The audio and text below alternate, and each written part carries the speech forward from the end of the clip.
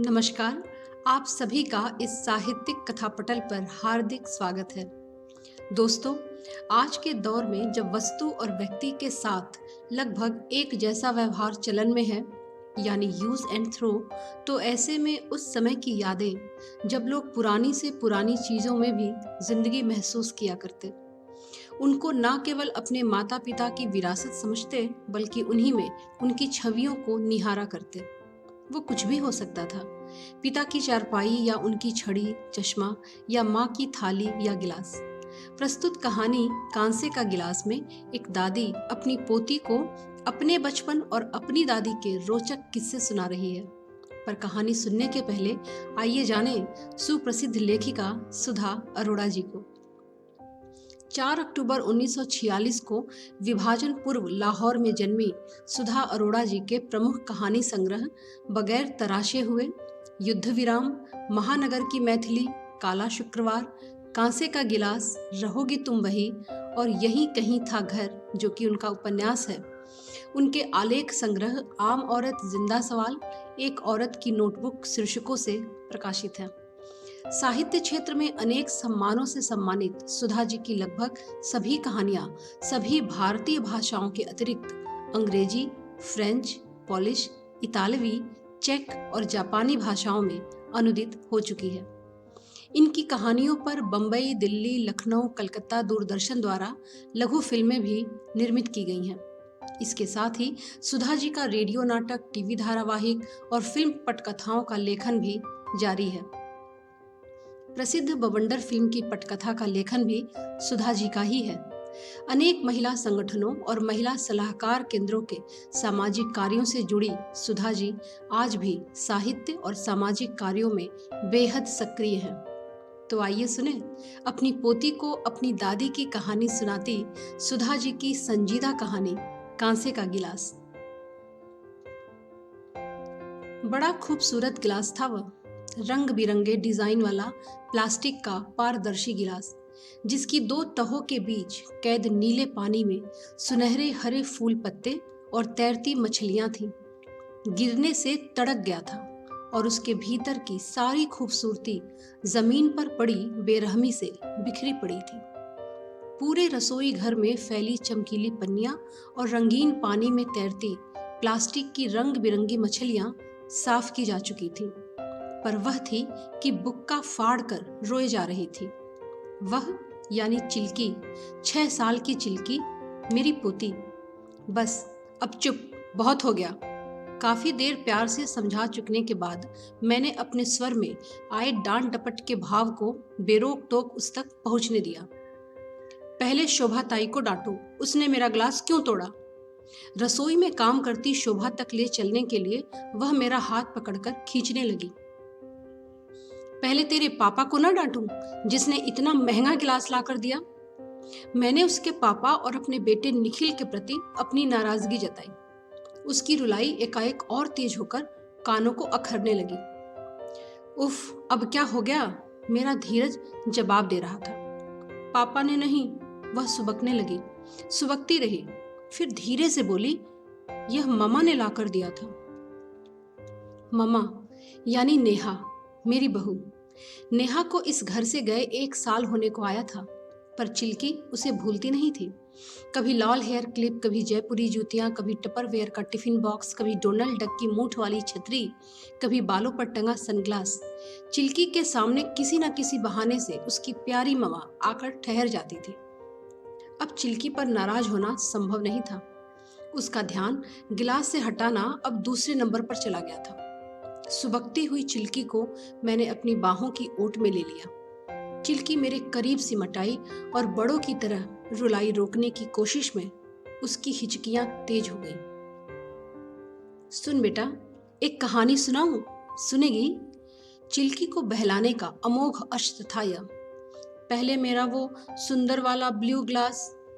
चिल्की गिलास से हटने को तैयार ही नहीं थी। एकाएक वह गिलास दोबारा टूटा और उसकी जगह एक चमकते हुए कांसे के गिलास ने ले ली। संकरी पेदी और चौड़े मुंह वाला एक लंबा सा कांसे का गिलास, गिलास ना हो फूलदान हो जैसे। अरे बेटा, गिलास की ही कहानी तो सुना रही हूं तुझे, सुनेगी नहीं रानी बेटी? बोलो, उसने जैसे मुझ पर एहसान किया हो। सिर हिलाकर उसने हामी भर दी।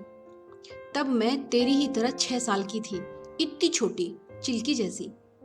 झूठ, वह सिसकी तोड़ती बोली। आप इतने छोटे कैसे हो सकते हो? तो क्या मैं 50 साल की पैदा हुई थी, इतनी बड़ी? अच्छा चल, मैं 6 की नहीं 16 साल की थी। ठीक। मैं ठहाका मारकर हंस दी।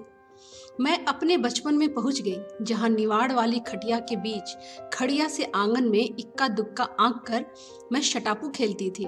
मुझे हंसी आ गई। वह मेरी पीठ पर धपाधप धौल जमाने लगी। हंसो मत, कहानी सुनाओ। हाँ, तो मैं छोटी थी, चिल्की जितनी छोटी नहीं, उससे थोड़ी सी बड़ी। घर में मैं थी, मेरे ढेर सारे बड़े भाई बहन, माँ और बाऊजी थे। बाऊजी की माँ भी थी, यानी मेरी दादी। बहुत बहुत बूढ़ी थी। पता है कितने साल की? कितने? 90 से ऊपर। 90 से ऊपर मतलब अबव 90। बहुत ही गोरी चिट्ठी, छोटी सी पर बड़ी सेहतमंद। गोरी इतनी कि उंगली गाल पे रखो तो लाली दब के फैल जाए, पर थी बिल्कुल सींग सलाई। चलती थी तो ऐसे जैसे हवा में सूखा पत्ता उड़ता है। चलती क्या थी, दौड़ती थी जैसे पैरों में किसी ने स्प्रिंग फिट कर दिए हों। ये तो आप मेरी बात कर रहे हो, नहीं सुनने मुझे कहानी। चिल्की बिसूरने लगी। लो, मेरी तो याददाश्त ही कमजोर होती जा रही है। हाँ, साल भर की चिल्की ने भी जब चलना सीखा तो चलती नहीं, दौड़ती थी। हम उसे बताते थे कि चिल्की, तेरे पैरों में किसी ने स्प्रिंग फिट कर दिया है। हाँ, तो बुढ़ापे में आदमी बच्चों जैसी हरकतें करने लगता है। हम उन्हें कहते, दादी लाठी लेकर चलो, नहीं तो गिर जाओगी। पर वो कहाँ सुनने वाली। कुढ़कर कहती, लाठी लेकर चले तेरी सास, लाठी लेकर चले मेरे दुश्मन, मुझे जरूरत नहीं। उन्हें लाठी लेकर चलने में शर्म आती थी। छोटा सा कद था, सीधी चलती थी। चलती क्या थी, उड़ती थी, किसी की बात नहीं सुनती थी। फिर क्या होना था? हाँ, गिर गई। चिल्की की आंखों में कौतूहल था। हाँ, गिरना ही था ना, बच्चे भी बात नहीं मानते तो चोट लगती है ना। चिल्की ने सिर हिलाया। मैंने भी ममा की बात नहीं मानी थी, तो ये देखो। चिल्की के जेहन में अब भी जख्म ताजा थे। उसने अपनी बाईं आंख बंद कर पलक पर उंगली गड़ा दी। आंख के ऊपर भौं से लगे हुए 6 टाकों के निशान उभर आए थे। उस दिन निखिल के घर में नया फर्नीचर आया था। निखिल ने सोफा, दीवान और बीच की मेज खरीद ली थी। वर्मा टीक की बड़ी खूबसूरत मेज। चिल्की ने ज्यों ही नया सोफा देखा, लगी उस पर कूदने। नेहा चिल्लाती रही कि मेज के कोने नुकीले हैं, उन्हें गोल करवाना है, कूदना नहीं, नहीं तो लगेगा आंख पर। उसने 3 बार टोका और तीनों बार चिल्की और जोर से सोफे के डंलप पर कूदी। बस पैर जरा सा मुड़ा और सीधे जा गिरी मेज के कोने पर। चिल्की की बाईं आंख लहूलुहान, कमरे में खून ही खून। नेहा ने देखा और लगी चीखने। कहा था ना, सुनती तो है ही नहीं। उसको उठाकर सब दौड़े अस्पताल, सबकी जान सासत में। चोट गहरी थी पर आंख बच गई थी। 6 टाके लगे। वह मेज उठाकर परछत्ती पर रखवा दिया। जब तक यह बड़ी नहीं हो जाती, यह मेज अब वहीं रहेगा। निखिल बड़बड़ाता रहा और नेहा उसे कोसती रही। चिल्की तो उस दिन के बाद से कुछ संभल कर चलने लगी। फिर कभी उसे टांके नहीं लगे। पर दादी तो एक बार गिरी तो फिर नहीं उठी। कूल्हे की हड्डी चटक गई थी। 1.5 महीने टांग पर वजन बंधा रहा। हड्डी की तरेड़ तो ठीक हो गई, पर जब तक हड्डी जुड़ती, टांगे बिस्तर पर पड़े पड़े सूख गई। अब टांगों ने उनका वजन उठाने से इनकार कर दिया था। फिर क्या, बड़ी मुसीबत। हमेशा उड़ती फिरती दादी बिस्तर से जा लगी। ऊपर से उनकी जिद कि अब तो वजन उतर गया है, अब बिस्तर पर उनको पॉट नहीं चाहिए। उनके लिए शहर से 2 कुर्सियां मंगवाई गई, एक पॉट वाली, एक पहिए वाली, जिस पर बिठाकर उन्हें दिन में एक बार सीताफल अमरूद के पेड़ के पास ले जाना पड़ता। किस अमरूद को थैली लगानी है, कौन सा सीताफल पक गया है, कौन सा अमरूद बंदर खा गया है, सबकी खोज खबर रखती थी वो। कौन सी चाची कितने दिन से हालचाल पूछने नहीं आई, कौन कौन आके उनकी उम्र पूछता रहता है। कितने साल की थी वो? चिल्की ने पूछा। उन्हें अपनी ठीक ठीक उम्र कहाँ मालूम थी। वो तो ऐसे बताती थी, जनरल डायर ने जब गोलियां चलवाई तब उन्होंने सलवार पहननी शुरू कर दी थी। गांधी जी का भाषण सुन के घर पहुंची तो तेरे दादाजी की नई नौकरी लगने की चिट्ठी आई थी। उनकी हर याद किसी न किसी घटना से जुड़ी थी। कोई उनसे कहता, आप तो 90 टॉप गए हो, तो उन्हें बड़ा बुरा लगता। कहती, नहीं, अभी 3 महीने बाकी हैं, मैं 90 की हुई नहीं और मुझे सब 90 की बताते हैं। और हो भी गई तो क्या, 90 से ऊपर आदमी जीना बंद कर देता है क्या? कोई उम्र पूछ लेता तो चिढ़ जाती। एक बार तो एक रिश्तेदार से भिड़ गई। उन्होंने उम्र पूछी तो बहुत धीरे से उनसे बोली, पहले तू बता, तू कितने साल का है? उसे सुनाई नहीं दिया। उसने कहा, क्या पूछा आपने? तो कहती हैं, अब तू मुझसे इतने आहिस्ते पूछ, मैं तुझसे ज्यादा अच्छा सुन लेती हूँ। मैं बिना चश्मा लगाए जपू जी साहिब का पाठ कर लेती हूँ। और फिर तू 70 का हुआ तो क्या, और मैं 90 की दहलीज पे पहुंची तो क्या? लोग जब खुद ऊंचा सुनने लगते हैं तो सारी दुनिया उन्हें बहरी दिखाई देती है। चिल्की ने खिलखिल हंसना शुरू किया। आपकी दादी बहुत जोक मारती थी, है ना? हाँ, बड़ी जिंदा दिल थी। अपनी सेहत का बड़ा ख्याल रखती थी। शाम की चाय के साथ कुछ नमकीन खाती, जैसे चिवड़ा या निमकी या आगरे का दालमोट। दालमोट उनको बहुत पसंद था। तो क्या करती, हथेलियों पे जो चिकनाई लगी रह जाती, सबकी नजरें बचाकर हाथों पैरों में रगड़ लेती। एक बार हम बच्चों ने उन्हें ऐसा करते देख लिया। छी छी छी, दादी, ये मिर्च मसाले वाला तेल रगड़ते हो, गंदा नहीं लगता? जलन नहीं होती? उन्होंने हम बच्चों को पास बिठाया और बोली, अब कौन उठ के हाथ धोए? इस तरह एक पंथ 2 काज होते हैं। वो कैसे? हम पूछते तो कहती, देखो, ये जो हमारे हाथ पैरों में रोए हैं ना, छोटे छोटे रोए, ये हमारे शरीर के दिए हैं, दीपक हैं। जैसे दियों को जलने के लिए तेल की जरूरत होती है, वैसे ही इन्हें जलाए रखना है तो इनमें तेल डालना पड़ेगा, तभी तो ये गर्म रहते हैं, खुश हो जाते हैं। देखो, ये चहक गए ना। जब ये दिए बुझ जाते हैं तो शरीर ठंडा हो जाता है और बंदा सफर पे निकल जाता है। सफर पे उनका मतलब था मर जाता है। हमने कहा, पर ये नमकीन तेल क्यों लगाते हो? नहाते समय तेल की मालिश किया करो। तो कहती थी, वो तो मैं तेरी माँ से छुप के करती हूँ। कड़वे तेल की शीशी रख छोड़ी है गुसल खाने में। माँ मना करती है क्या? जब हम पूछते तो कहती, नहीं, मजाल उसकी कि मुझे मना करे। पर तेरी माँ ने देख लिया तो नहीं सोचेगी, बुढ़िया के पैर कब्र में लटके हैं और शरीर के मल्हार हो रहे हैं। कहकर अपनी ही बात पर खिलखिला कर हंसती। मम्मा भी मुझे हर संडे को तेल की मालिश करके नहलाती थी।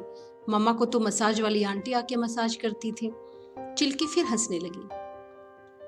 मैंने लंबी सांस भरी। इस लड़की ने कैसी याददाश्त पाई है, नहीं तो बच्चे कहाँ इतना याद रखते हैं। 4-5 साल की उम्र होती ही क्या है। माँ की कितनी कितनी तस्वीरें इसके जेहन में दर्ज हैं। एकाएक चिल्की का चेहरा बुझ गया। मम्मा अब कभी मिलने नहीं आएगी दादी? चिल्की का स्वर रुआंसा हो गया। चिल्की को इतनी देर तक कहानी सुना सुना कर फुसलाना बेकार गया। आएगी क्यों नहीं, आएगी ना। कब? चिल्की की आंखों की नमी पर आंखें टिका पाना मुश्किल था। अब तो फोन भी नहीं करती, पहले कर लिया करती थी 10-15 दिन में एक बार। उस दिन निखिल ने ही डांट दिया, क्यों फोन करती हो बार बार? उसे इस तरह परेशान करने से क्या फायदा? अगर बेटी के लिए तुम्हारे मन में जरा भी माया ममता बची है तो वह तुम्हें भूल सके तो इसमें हमारी मदद करो। 7 समंदर पार से अपनी आवाज सुना सुना कर उसे हलकान मत करो। निखिल की आवाज में कड़वाहट थी और नेहा को कड़वाहट पसंद नहीं थी। उसने फोन पटक दिया और उसके बाद फिर कभी ब्लैंक कॉल तक नहीं आया। समय के साथ रिश्ते धुंधलाने की कोशिश में थे। अच्छा, वो गिलास की बात तो रह गई चिल्कू। अरे हाँ, चिल्की मेरे झांसे में आकर वापस चहक उठी। वो गिलास की कहानी तो आपने सुनाई ही नहीं। वो गिलास तो दादी का था ना बेटा, इसलिए तुझे पहले दादी की बात सुनानी थी। नहीं नहीं, अब आप गिलास की कहानी सुनाइए। हाँ, तो दादी के पास एक गिलास था, कांसे का गिलास। कांसा क्या होता है दादी? मैंने आसपास नजर दौड़ाई। कोने में एक फूलदान था कांसे का। देख, ऐसा होता है कांसा, इसके ग्लास भी बनते हैं। वो गिर जाए तो टूटता नहीं। चिल्की की आंखों में लुभा लेने वाली मासूमियत थी। कांसा बहुत नाजुक होता है, उसे फूल भी कहते हैं। जोर से गिरे तो टूट भी जाता है, पर दादी का गिलास बड़ा मजबूत था, खास तरह की बनावट थी। गिरे तो भी टूटता नहीं था। रिश्तों को इस तरह मत तोड़ो नेहा। कैरियर बनाने के बहुत सारे मौके आएंगे। निखिल नहीं चाहता तो मत जाओ। साम दाम दंड भेद हर तरह से उसे समझाने की कोशिश की थी मैंने। कम से कम चिल्की के बारे में सोचो। वह माँ के बगैर रह पाएगी? क्यों? बाप के बगैर नहीं रहती। जब निखिल शिप पर चले जाते हैं 6-6 महीने वापस नहीं लौटते। नेहा भड़क गई थी। इस तरह के मौके बार बार नहीं आते, लेकिन आप लोग हैं कि मेरा साथ देना नहीं चाहते। 20 दिन बेहद तनाव में गुजरे। बाद में निखिल ने हमें बीच में बोलने से टोक दिया। पता चला कैरियर और जॉब का तो बहाना था, इसकी तह में नेहा और निखिल की आपसी अनबन थी। जिस दिन नेहा को जाना था वह चिल्की से मिलने आई थी। एक बार उसे भीगी आंखों से प्यार किया, फिर चिल्की को गोद से उतारकर ऐसे एहतियात से रखा जैसे कोई हैंडल विद केयर सामान जमीन पर रखता है। बच्चों की छठी इंद्री बहुत तेज होती है। गोद से उतरते ही चिल्की ने सिसकियां ले लेकर रोना शुरू किया और नेहा ने उसे दोबारा भींच लिया।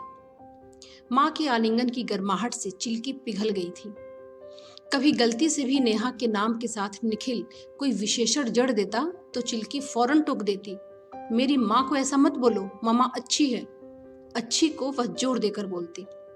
सहसा चिल्की मुझे जमीन पर लौटा लाई। दादी, ये तो हमारे घर से आया है ना? क्या क्या आया है तेरे घर से? ये वह दौड़कर फूलदान के पास जाकर खड़ी हो गई। दादी, ये तो हमारे घर में था ना? मैं भीतर तक हिल गई। कितनी जल्दी दुनियावी चीजें बच्चों को अपनी चपेट में ले लेती हैं। मैंने अपने को फौरन समेटा। पर यह घर भी तो तेरा है ना? नहीं है। चिल्की ने फतवा जारी किया, ये तो पापा का घर है। अच्छा बाबा, ठीक है, ये पापा का, वो तेरा, मेरा कोई घर नहीं। मैंने रोनी सूरत बना ली। नहीं नहीं अच्छी दादी, ये तो आपका घर है, पापा का भी और मेरा भी। उसने मेरे गले में बाहें डाल दी। चिल्की अचानक अपनी उम्र से बड़ी हो गई थी और चहक कर अब मुझे झांसा दे रही थी। मैं उसकी समझदारी पर हतप्रभ थी। यह बच्चों की नई पीढ़ी है, हमारे समय से कितनी अलग, व्यवहारिक और डिप्लोमेट। नेहा के जाने के बाद 3-4 महीने घर वही बना रहा था। चिल्की को वही घर अच्छा लगता था क्योंकि वहां से उसका स्कूल नजदीक था और जब तब उसकी सहेलियां खेलने आ जाती थी। पर मेरे लिए 2 घरों को चलाना बहुत मुश्किल था और जिस तरह नेहा छोड़कर गई थी उसके हृदय परिवर्तन की गुंजाइश बहुत कम थी। देर सबेर उस घर को समेटना ही था। चिल्की को उस घर से आने के लिए राजी करना टेढ़ा काम था। उसका कमरा हमने वैसा का वैसा वहां से शिफ्ट कर दिया। पर चिल्की थी कि न अपना घर भूलती थी न कमरा। पर दादी का भी एक घर था, ठीक? मैंने कहानी के छूटते जाते सिरे को थाम लिया। हाँ, और उनका वो ग्लास। चिल्की कहानी सुनने की मुद्रा में फिर बैठ गई। तो दादी उस गिलास में ही सुबह पानी पीती थी, फिर उसमें चाय, फिर नाश्ते के साथ गिलास भर दूध, फिर खाने के साथ पानी, फिर शाम की चाय, फिर क्यों उनके घर में कोई और ग्लास नहीं था? चिल्की ने यह सवाल बिल्कुल चिल्की की तरह किया। नहीं, गिलास तो बहुत थे बेटा, पर उनको वही गिलास पसंद था। हम सब बच्चे उसको पटियाला गिलास कहते थे। साइज में इतना बड़ा था ना, इसलिए। गिलास का खूब मजाक भी उड़ाते थे। कहते थे, दादी आप गिलास को लेकर ऊपर कैसे जाओगे? चिल्की खिलखिलाकर हंस दी। फिर क्या बोला आपकी दादी ने? कहने लगी, हट पागल, गिलास वाले तो ऊपर ही हैं, वहां गिलास क्या करना है ले जाकर? इसे तो यहाँ वालों के लिए छोड़ जाना है, जैसे वो मेरे लिए छोड़ गए थे। हम बच्चे उनसे मजाक करते पूछते, आप मरोगे कब? तो वो हंसती, तेरे घर पोता होगा तब। उन्हें क्या पता, मेरे घर पोता नहीं पोती होगी, चिल्की जैसी। मैंने चिल्की के गाल पर हल्की सी चपत लगाई। आपके दादाजी नहीं थे? थे ना, ऊंचे लंबे पठान जैसे, बड़े रोबदार। लेकिन वह पहले ही सफर पर निकल गए, दादी को अकेला छोड़कर। वैसे तो दादा और दादी की आपस में कभी पटरी नहीं बैठती थी। दोनों में 36 का आंकड़ा था। एक पूरब जाए तो दूसरा पश्चिम। दोनों एक दूसरे की टांग खींचते रहते थे, पर एक दूसरे के बगैर रह भी नहीं सकते थे। इसलिए जब दादाजी मर गए तो सबको लगा कि अब तो दादी भी ज्यादा दिन जिंदा नहीं रहेंगी। पर हुआ उल्टा। दादा के जाने के बाद तो दादी का नक्शा ही बदल गया। हमेशा चुप रहने वाली गिट्ठी सी दादी खूब पटर पटर बोलने लगी। हर शनिचर इतवार हवन सत्संग में जाकर हाजिरी लगाने लगी। कलफ लगी, कड़क साड़ियां पहनने लगी। दादी पोते पोतियों के साथ खूब मस्खरी करती, खूब कहानियां सुनाती, जैसे मैं चिल्की को सुना रही हूँ। चिल्की बड़ी बूढ़ियों की तरह दोनों गालों पर मुट्ठियां टिकाए बैठी रही, लेकिन अपने मरने की पूरी तैयारी उन्होंने कर रखी थी। कहती, मेरी ये सोने की चूड़ियां मेरी बिट्टू को देना।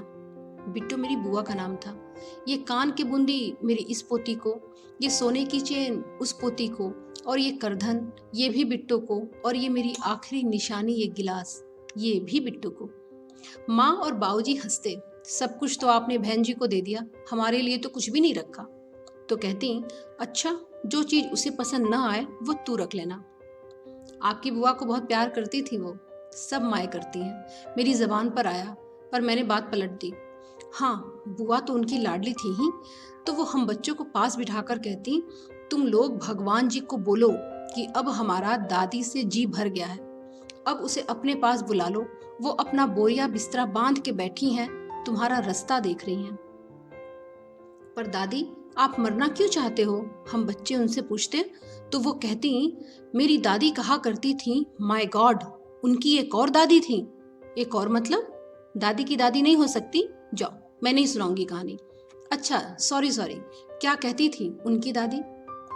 उनकी दादी कहा करती थी कि चलता फिरता आदमी लोहे जैसा मजबूत होता है, जो बैठ गया तो गोबर गणेश और लेट गया तो मरे बराबर। कहती, मैं तो अब लेट गई, अब उठने की उम्मीद नहीं, तो मरे बराबर होने से मरना बेहतर है ना। उनको और कोई तकलीफ तो थी नहीं, बस टांगे सूख गई तो चलने फिरने से रह गई। बाकी उनका हाजमा एकदम दुरुस्त, बदन पे झुर्रियां नहीं, याददाश्त ऐसी कि 50 साल पहले किसके घर क्या खाया उनको याद, और खाना बिल्कुल टाइम से खाना। बिना घड़ी देखे बोलती थी, अब चाय का टाइम हो गया, अब खाना लगा दो। आंगन में धूप की ढलती परछाई से समय का अंदाजा लगा लिया करती। चिल्की हंसने लगी, फिर बोली, दादी आप गिलास को भूल जाते हो बार बार। उफ, चिल्की गिलास की कहानी के बगैर मुझे छोड़ने वाली नहीं थी। मैं उसे बार बार भुलावे में डालने की कोशिश करती, पर वह मेरी उंगली पकड़कर मुझे फिर गिलास तक ले आती। हाँ, तो वे उसी गिलास में सुबह से रात तक हर पीने वाली चीज पीती थी। पानी, चाय, दूध, लस्सी, शरबत, अटरम शटरम, सब कुछ उसी कांसे के गिलास में। फिर एक बार क्या हुआ कि गिलास गुम हो गया। सुबह उठे तो गिलास मिला ही नहीं। मेरी माँ ने उनको स्टील के गिलास में चाय दी। वो अपने नियम से उठी, कुल्ला वुल्ला हुआ, जाप वाप करके वो चाय पीने बैठी। हाथ में गिलास लिया, देखा तो दूसरा गिलास। बोली, नहीं पीती मैं इस लश्कारे वाली गिलास में, मुझे तो मेरा वाला गिलास दो। ही, चिल्की का मेरा वाला गिलास। दादी कोई बच्ची थी, चिल्की को मजा आ रहा था। हाँ, बूढ़े बच्चे तो एक ही जैसे होते हैं। अब उन्होंने जैसे जिद ठान ली, चाय पीनी है तो उसी गिलास में। चाय पड़े पड़े ठंडी हो गई। पूरा घर छान मारा, कहीं गिलास का अता पता नहीं। ऐसे अलादीन के जिन की तरह गायब हो गया। तो बोलना था, चिल्की ने हाथ लंबा घुमाकर अभिनय के साथ कहा, खुल जा सिम सिम। पर दादी, वो गिलास टूटता तो नहीं था ना? टूटता तो नहीं था, पर गुम तो हो जाता था ना बच्चे। तो हम सब बच्चे लग गए उस गिलास को ढूंढने में। ऊपर नीचे सारा घर खंगाल मारा, चारपाइयों के नीचे, आंगन में, छत की मुंडेर पर, कुएं की जगत पर, अमरूद सीताफल के पेड़ के पास। पर गिलास तो ऐसा गायब हुआ कि बस। उनको खाना दिया। मेरी माँ ने मिन्नतें की, आप खाना तो शुरू करो, पानी पीने तक गिलास मिल जाएगा। खाना तो गिलास में नहीं खाते ना। पर उनकी तो एक ही रट, मेरा गिलास मेरा गिलास। बाबूजी ने उनको कस के डांट लगाई, क्या तमाशा है, एक गिलास के लिए सारा घर आसमान पर उठा रखा है। गिलास न हुआ कोई कारों का खजाना हो गया। अब तो वो लगी रोने। पहली बार हमने उन्हें रोते देखा। बोली, तुम लोगों के लिए वो एक पतरे का गिलास है, मेरे लिए तो मेरा लाहौर है, मेरा मायका है। मैं बोलते बोलते अटकी, मेरा सब कुछ है। वो गिलास मिला फिर? चिल्की ने आंखें गोल करके पूछा। नहीं, खाना भी वैसे ही ढका पड़ा रहा, उन्होंने हाथ नहीं लगाया। शाम तक गिलास मिला नहीं, तो शाम की चाय भी नहीं पी। बेहोश सी होने को आई, आंखें बंद होने लगी। हम अंदर बाहर ढूंढते रहे। घर के सारे बच्चे बड़े गिलास ढूंढने में लगे थे। आखिर गिलास मिला। पानी रखने की पीतल की कुंडी के तले में पड़ा था। किसी बच्चे के हाथ से गिर गया होगा। किसी को ख्याल ही नहीं आया कि वहां भी हो सकता है। जैसे ही गिलास मुझे मिला, मैं चिल्लाई, आपका गिलास। वो एकदम कोहनी के बल उठ गई। फिर उनकी आंखों में ऐसी चमक आई कि पूछो मत। बोली, जल्दी खाना लगाओ, बड़ी भूख लगी है। उनको खाना दिया तो बड़े तृप्त होकर खाया। रात को एक ही रोटी खाती थी, उस दिन 3 रोटियां खाई। चटखारे ले लेकर सब्जियां खाई। होठों से गिलास चूम कर उसमें मटके का ठंडा ठंडा पानी पिया। हम सब खुश। दादी का गिलास जो मिल गया था। बस कहानी खत्म? चिल्की ने पूछा। फिर क्या हुआ? सुबह जब हम बच्चे उठे तो देखा दादी एक हाथ में गिलास छाती से लगाए सो रही हैं और मुस्कुरा रही हैं। हम सब उनके चारों ओर इकट्ठे हो गए। देखो देखो, दादी नींद में हंस रही हैं। माँ ने कहा, आज इतनी देर तक कैसे सो रही हैं? सबने कहा, रात को खाना पेट भर कर खाया है ना, इसलिए मजे की नींद ले रही हैं। तड़के मुंह अंधेरे सबसे पहले उठने वाली दादी अभी तक सो रही थी। बाबूजी ने आकर उन्हें हिलाया तो कांसे का गिलास नीचे गिर गया। दादी मर गई थी। चिल्की का मुंह खुला का खुला रह गया। मर गई? हाँ, सो सैड, है ना दादी? चिल्की की आंखें भीगी थी। उनको गिलास नहीं देते तो नहीं मरती ना? शायद। मैंने अपनी दादी की वह मुस्कान याद करते हुए कहा। पर मैं कहना चाहती थी, मरती तो वो तब भी, पर तब उनके चेहरे पर मुस्कुराहट नहीं होती। वो गिलास अब कहाँ है दादी? दादी ने कहा था मेरी बिट्टू को दे देना, सो मेरी माँ ने दे दिया था वो गिलास बुआ को। चिल्की को पूरी कहानी सुनाते हुए एक बात मैंने छिपा ली थी। दरअसल वह कांसे का एंटीक गिलास दादाजी का नहीं था, दादी की माँ का था। अपनी माँ के मरने के बाद यही एक चीज उन्हें विरासत में मिली थी। उसमें उन्हें अपनी माँ, अपना मायका, अपना लाहौर दिखता था। चिल्की को मैंने बहला दिया था, पर मुझे पता था कि बुआ अपनी बेटियों के पास जब अमेरिका गईं तो पुराने बर्तन भांडे यही छोड़ गई। पुराने पीतल के बर्तनों के साथ वह कांसे का गिलास भी कोई कबाड़ी आकर ले गया होगा। क्या पता। चिल्की ने ठीक ही कहा था। कांसे का गिलास टूटता नहीं था, पर वो गिलास खो गया था, इसमें शक नहीं। दोस्तों, कहानी पसंद आई हो तो लाइक करें, चैनल को सब्सक्राइब करें और शेयर करें। कहानी सुनने के लिए आप सभी का बहुत बहुत धन्यवाद।